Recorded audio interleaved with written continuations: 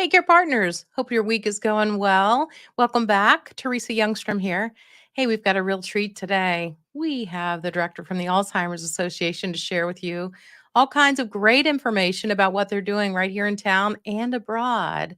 So, without further ado, I'm going to tell you about Dayna Ritchey. So, Dayna is a program director for the Greater Cincinnati and Miami Valley chapters of the Alzheimer's Association. Dayna is a certified dementia practitioner and unfortunately has a lot of hands on experience with Alzheimer's and other dementias. She was the caregiver for her mom, who died of Alzheimer's, and her father in law, who also passed from frontotemporal dementia. Dayna also has an MBA and has worked for 19 years with Procter and Gamble prior to having to leave in order to take care of her mom. So Dayna and I have had this in common, and we've talked over the years about taking care of our moms. Welcome to the floor. Welcome to the program, Dayna Ritchey. Thank you. Thanks, Teresa. So nice to be with you today. Yeah, it's my pleasure. And thank you for being willing to come on. We want to learn a lot about the Alzheimer's Association. We talk about dementia here. So, of course, you're the perfect person to have on. And I wore my purple just because. Thanks. Yeah, I'm a huge supporter of the Alzheimer's Yeah. Association. And you guys have had me on the speak several times. There's the walk, and we'll get on to the rest of those details. Okay. But we only have 30 minutes. So I have a list of things to ask Dayna. So let's get started with our first question. Dayna, what does the Alzheimer's Association do? Well, we're actually a national organization, so I'm proud to represent two of our chapters, but nationally, the association leads the way in Alzheimer's and all other dementia. We accelerate global research, so we're actually one of the largest global research funders. We're driving risk reduction, we're maximizing quality care and support across the United States. So that's what we do nationally. Well, that's incredible. What do you do locally? So locally, a lot of those same things, but what I'm in charge of is our local programming. So locally, the programs that we offer are education programs. They're a little similar to Teresa's in some ways in that they not only provide education to caregivers who are in the throes of caregiving, but they also provide awareness of the disease. We're here to try to stop the stigma about talking about Alzheimer's. So what are the warning signs of the disease? What's the difference between normal aging and something you should talk to your doctor about? What are some lifestyle changes that you can make to help keep you as cognitively intact as possible as you age? And then we just try to explain what the disease is and what it isn't. And again, a lot of people think Alzheimer's Association, we just work with Alzheimer's. We actually work with all kinds of dementia. Alzheimer's is just one type of dementia. And so we do some education about all the different types of dementia. We also offer a lot of free caregiver support groups. So we have over 30 of them spread throughout this tri-state area that we're in here. We do some great program that we call early stage social engagement programs. So these are really fun programs. A lot of them are happening in libraries or coffee shops, or we got a pizza parlor thing going on right now. And they're actually for people who have been diagnosed or showing signs and symptoms. They're in those early stages, and they come to these kind of parties once a month with a family member, and we're making new memories is what we're doing. We don't talk about the disease. There are people who come to these programs that are often called memory cafes. They don't necessarily even resonate with having dementia, nor do they want to talk about it if they do.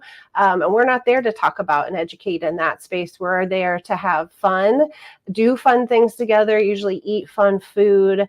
And so those early stage social engagement programs are really beneficial when you're caring for a loved one in your home. You don't have an activities director like you would in a senior living community. You have to get yourself out of the house, and you have to stay socially engaged as a caregiver too. So both people find a lot of quality in those early stage social engagement programs. And the last piece of programming we have here The state of Ohio is very blessed to have a lot of support from our Ohio Department on Aging. And so we have funding in the state to provide free care consultations. So we have staff members, staff partners that are nurses, social workers, counselors, licensed nursing home administrators, and they have one-on-one care consultations with family members at any stage during the disease. After diagnosis, how do we plan? As our loved one may be becoming less independent, how do we plan? If we realize we need more professional help, how do we plan? So our free care consultations are available to anyone in person, on the phone, via Zoom, so we can help with care planning. So those are the four main things we do here programming locally. We're also very proud that in Cincinnati we have one of the nation's largest walks to end Alzheimer's that Teresa mentioned. So, our walks will be coming up here in the fall. The Greater Cincinnati Walk is October 5th. I think it is. Yep, Saturday, October 5th. But we have several others spread throughout Cincinnati, Batesville, Indiana, Butler, Warren County, Portsmouth, and Adams, Brown, Highland County. So we go all the way out there to those areas too for our walk to end Alzheimer's and our programming. That's incredible. And you touched on several things I just want to highlight Yeah. because I get the question when I'm doing a consultation about, when I mention the Alzheimer's Association, and they'll pause and they'll say, well, she's got frontotemporal disorder, or she's got Lewy body. And I'll say, that's okay. They still offer some great programs. Yeah. And just to let people know that there's programming out there where you can bring a loved one who maybe has memory issues, but we're going to an event where they're going to be comfortable being there. Most everybody else has someone, loved one with them that has some type of a memory issue.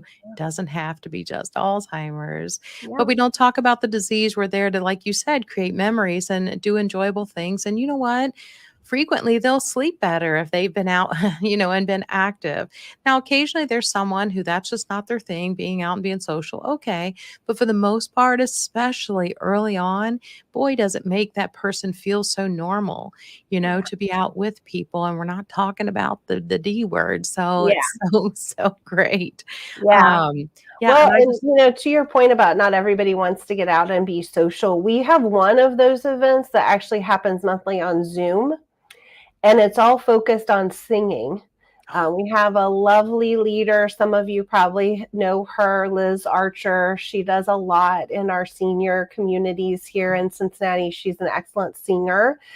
She sets up a program for us once a month. She creates a theme, and we sing songs based on that theme. And so they're usually based in like the 40s, 50s, 60s era. And she goes all in. So we send out the lyrics ahead of time.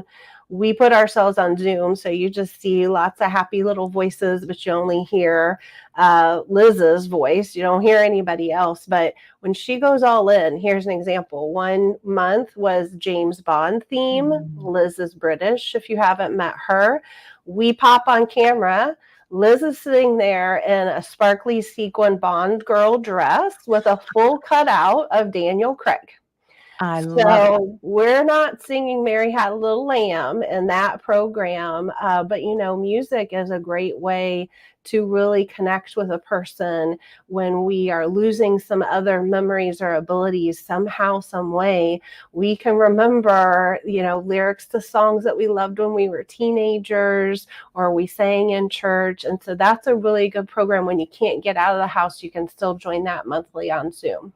What a great program. And that really is educating people too of the value of music, whether we need, just instrumental music playing in the background to help set the mood, to calm things down, to wind down for bedtime, or like you said, to create a memory. I'm learning more and more about, I'm always studying something and about music and how music has created memories. And so we'll hear a song and we'll know where we were or what happened.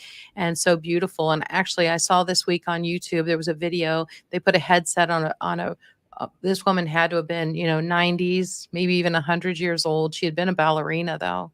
And when the music started playing to that great song that she danced to, it made her start moving her arms in the movements like she Oh, did 75 years ago. I mean, it was just incredible the yeah. way music stimulates memory in our brain and muscle memory. So Yeah. just really, really cool. Music's just received in several places. So, if the damage is here, guess what? Music is probably still a fabulous tool for your person. So I'm so excited that you guys are doing that. That is a great, great program. So, how do you raise awareness about Alzheimer's and other dementias? Yeah, we have a lot of online options for people. If you go to alz.org, you'll find lots of online community forums or, the old-fashioned kind of chat room options. We even have some online support groups. A lot of what we do here locally is through our walk, but then through two other big arms of the association. One is through our health systems partners. So I have a partner here in the organization that's working with our health systems here in Greater Cincinnati and Dayton area to try to get more education to our physicians, make them more aware of the care consultations we provide here, the other resources that we have. Some of our physicians are general practitioners, and unfortunately, physicians don't learn as much in medical school as you would think about dementia. And we have a lot of new information about dementia as well. I mean, Alzheimer's used to be, you couldn't really be diagnosed with that until you had an autopsy, and that's no longer the case. You don't have to die to be diagnosed with Alzheimer's. So, really trying to work with our health systems to get them more education and tools and awareness of the things we do so that they can recommend their family members contact us. And then the other piece we do is advocacy. So a lot of people don't realize the focus that the association has on advocacy and trying to raise awareness with our local and national government leaders. So actually a large delegation was just in DC a couple of days ago. Every year we go to DC for National Advocacy Day and meet with our congressmen and women and representatives that are there. A couple years ago, we actually had kind of a mini peaceful protest in DC because CMS, the Centers for Medicare and Medicaid, were not going to cover some of the treatments that were being approved through the FDA. So we became very active in DC to make sure that our family members had a voice and had a say and were getting the support that they needed from the government. We also do that here locally. So actually it's coming up here on the 23rd of April. We'll have a large contingent of caregivers, supporters, staff members that'll be in Columbus. And we have an advocacy day there as well. And this year it's our 25th anniversary of being in Columbus and talking with our state leaders about this disease, how important this disease is. Back to that Medicare, Medicaid piece, a lot of people assume, well, this is a senior citizen disease, so whatever they need, it'll be covered by Medicare or Medicaid. A lot of awareness we're trying to raise is there's over 200,000 Americans that are diagnosed with what's called younger onset Alzheimer's. They're in their 40s and their 50s. Many of them are still working and trying to provide for a young family. And then they get diagnosed with younger onset Alzheimer's. They're not Medicaid or Medicare eligible. They're not 65. So really trying to raise awareness about those types of things, not only nationally, but locally, is really important to us as well. What would you say are other things that you do to advance research or treatments? Yeah, we are the largest nonprofit funder of Alzheimer's research. We have committed over $405 million right now. We have invested in over 1,100 active projects, research projects in 56 countries. So not just the United States, spanning the globe. Actually, there's a lot of cool research that's happening over in Europe, because this isn't just an American disease. Unfortunately, this is a global disease, and so a lot of people don't realize how involved we are in research. A lot of people believe that we are just focused on specific types of research, the ones that have been in the news more recently because of FDA approval of treatments that are now available, becoming available for the folks in early stage. But that's just one part of research. There's lots of research going on right now actively around lifestyle changes. So how do you prevent it? How do you prevent this disease? What even causes this disease? Several of these dementias, we don't know the cause. So it's hard to find a cure when you don't know a cause, right? So it's not just all about medication and drugs. We're not in it with big pharma. We're really trying to understand what is causing this disease, could we prevent this disease, or in things that we choose to do and eat earlier in our life. And then, unfortunately, for those who are diagnosed, we are looking for treatments and we are looking for cures. But this money that we raise, like with Walk to End Alzheimer's, with our galas, we have a great gala here in May in Cincinnati. We have another fundraising effort that I love. It's called The Longest Day. It's focused around the summer solstice. So June, the day with the most light is the day that we fight.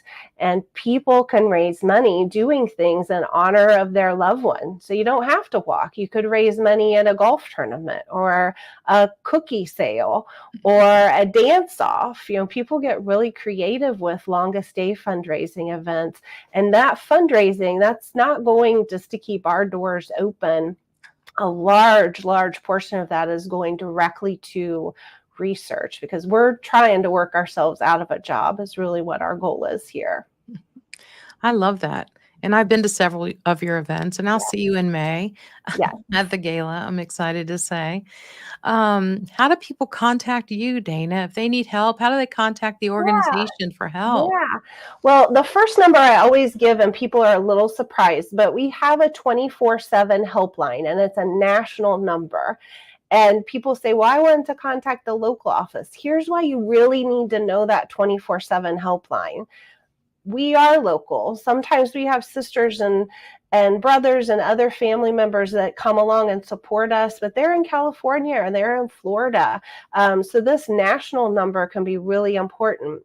Also, if you have been an active caregiver, you realize that a lot of times you need the most help, not during 9 to 5 when I have staff members here in the office. You need that help at 2 a.m, on a Sunday afternoon, on Thanksgiving morning when mom's trying to cook a turkey and she doesn't know how to work the stove properly, right? Like, that's when you need help. And that's why we have this 24/7 helpline, because they can answer general questions. Where is there a support group near me? How can I find some of that education that I heard Dayna talking about? But they can do those kind of care consultations I talked about, real emotional support, one-on-one education, care planning, all that can happen on that 24/7 helpline. So that number is 800-272-3900. And again, it's national. So anyone can call that for any reason. You can call it anonymously if you don't want to admit, hey, I'm a firefighter and I don't know anything about this disease, or I'm a nurse and this is the first time I've had to deal with dementia. You don't have to tell us who you are or where you live. We're here to help. So that is our national number. And when you call that national number, if you want to be connected to the local number, they will put a ticket in for us to then call you back at the correct local, from the correct local office. So anybody can call that number and then be connected to their local office for help. That's amazing. You and I both have cared for family members. What would you say is the hardest thing about caring for a family member?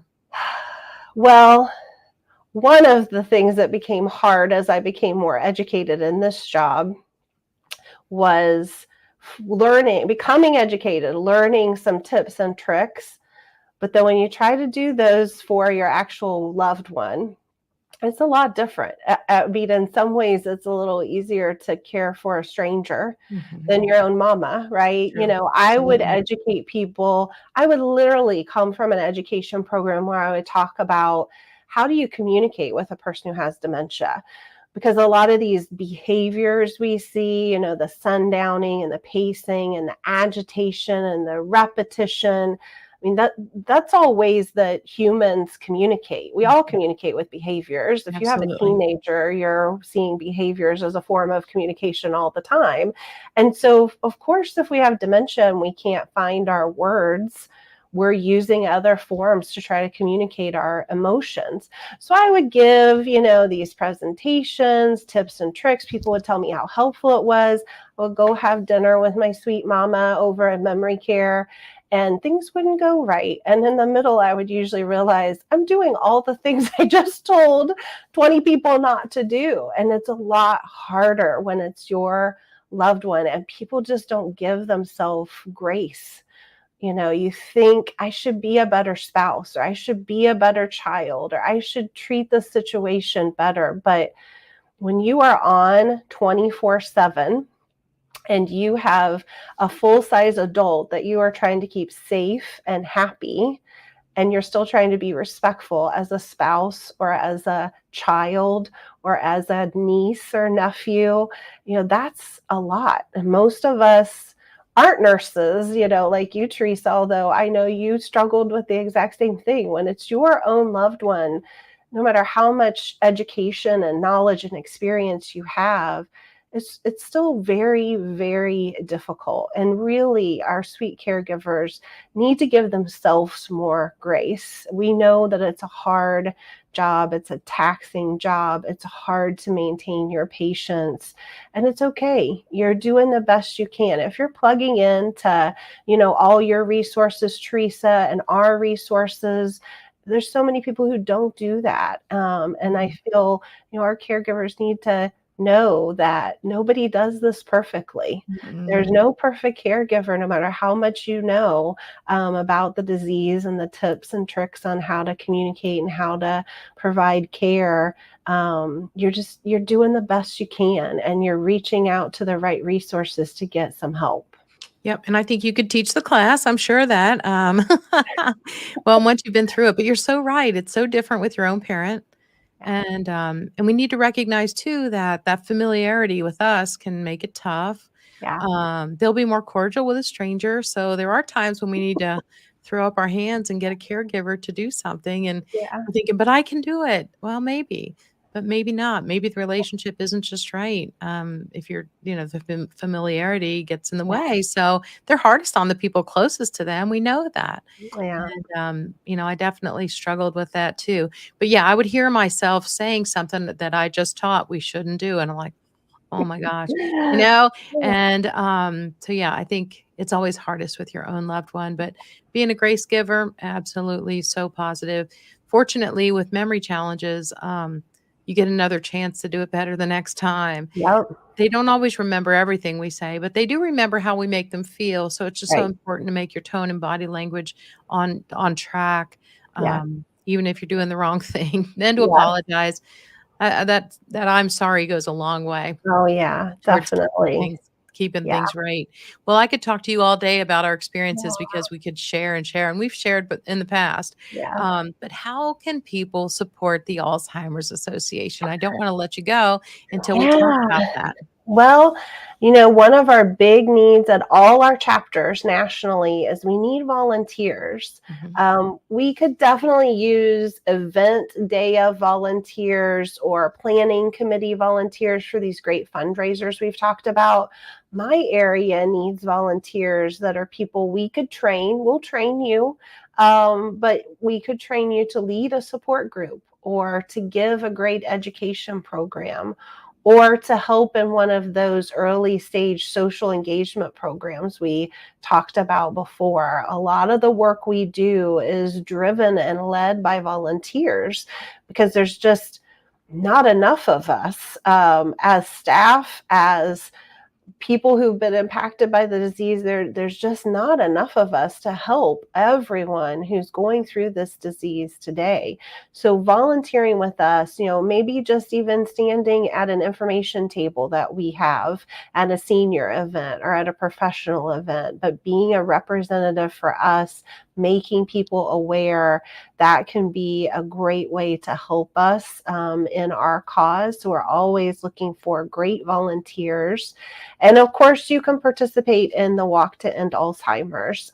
There are over 600 walks nationwide. So there's probably one near you, no matter where you are. Like I said, we have 5 in the greater Cincinnati area. We have 5 in the greater Dayton area.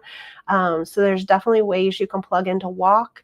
Maybe you're not a walker, or maybe you're a snowbird and you're not going to be here in Cincinnati in the fall, but that's really when you want to raise awareness and funds. Again, we have the longest day. So if you look on the longest day, that's actually a year-round fundraiser. We do focus it on the longest day of the year. But you can raise funds. That money goes all to the same place. So just 2 ways to think about fundraising, but the funds still go to research, and the support of our chapter, so we can do more of the programming we do, and the advocacy and the health systems work and all that stuff we talked about. But yeah, you could definitely help us by participating in one of our events. Sure. And, just to clarify, is the walk 20 miles? Is it 10 miles? No, they're usually less than 2. A lot of So people it's even, doable and it's yeah, fun. totally doable. We recognize that people may be using wheelchairs, walkers. So we try to make sure that they're on stable ground, that we don't have issues with that. And some people say, I just don't want to walk, or I don't like large groups. You've been to the Cincinnati Walk, that we have hundreds and hundreds of people down there Mhm. in one day, and maybe that's just not your thing. You don't actually have to walk to have a walk team. So you can raise awareness and raise money. You can invite other people to go to those in-person events. You don't have to show up yourself if you don't want to. So you don't have to get up out of your couch if you don't want to, but you could still use your friends, your family, your social media connections. Share your story. Why is this important to me? How have I been impacted by dementia? Share your story out there. Help us stop that stigma. And you could raise money without actually leaving your home if you wanted to. Well, that's good to know. I Yeah. think people are going to have to watch this one like several times to get all the information down that you just shared. It was incredible. And I so Mhm. appreciate you being here. Sorry we haven't done it sooner, but we did it. And No, we Dana, did it. yeah. And thank you so much for your support. Like you said, you're involved in a lot of things we do. You do a lot of education for us. We Mhm. appreciate your partnership. You're Mhm. at almost all of our events. And we love the relationship we have with you and your viewers. And yeah, it took us a while, but we've been working together for quite a long time now. So we just really appreciate you and all the work that you're doing out there, because it takes a village. It takes all of us that are focused on dementia working together. We don't really have a competitor. We're all in this fight together. So Yeah. we just really appreciate you, Teresa. Sure. It's my pleasure. Well, thanks everybody for being here today. This is Memory Care with Teresa Youngstrom, and Dayna Ritchey has been our guest. I hope you'll go back and watch it several times and then share it with somebody. There's great information here, and more people need to know what is going on with the Alzheimer's Association and their reach. And you know what? We can reach them across the country. It's available. They have a 24/7 call line just for you. So be sure and like and subscribe and share. This is Teresa Youngstrom, and just keep in mind, you got this.